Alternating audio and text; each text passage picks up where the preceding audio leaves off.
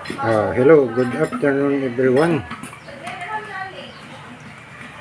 Dapat meron kayo ditong mga pang-testing na ganyan para hindi kayo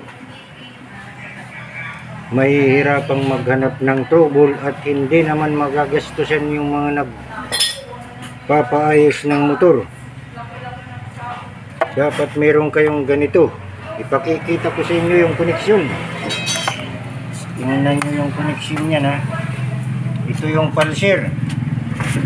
Diretso yan dito yung pulser, oh. Diretso dito ang pulser sa may dulo, bandang kaliwa. Tapos itong yellow, yan oh.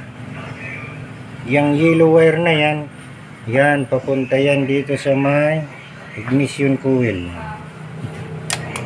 Yan lang. Tapos ito ground dito ng ignition coil, sama-sama na yung ground ng CDI saka ground nitong pulser. Tingnan nyo. So ito yung negative. Ayan yung negative. At ang positive isang wire lang. Positive dito. Bakante to sa battery operated. Ngayon magti-testing tayo. But ayan o. Ayan o.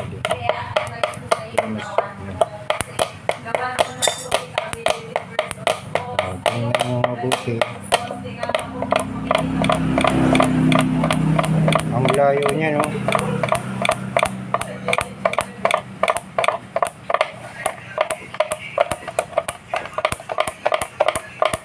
Yan.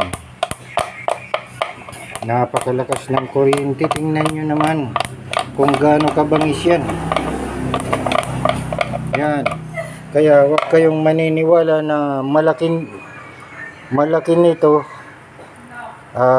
battery operated. Itong maliit lang pero battery operated siya. Pang Rossi. Ayan o. Di pa tinatanggal. Ayan. TC125 or Rossi. Yan po. Pulser lang ang katapat sa baterya. Uulitin natin. Ito yung pulser. Ito yung ignition coil. Dito yung positive. Ang negative sama-sama po lahat. Negative nitong CDI. Tingnan mo kung gaano kalakas yan. Mahina pang baterya namin dahil sira na.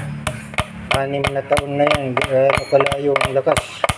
Ngayon, titistingan natin itong panglipan. Ito namang isa, panglipan.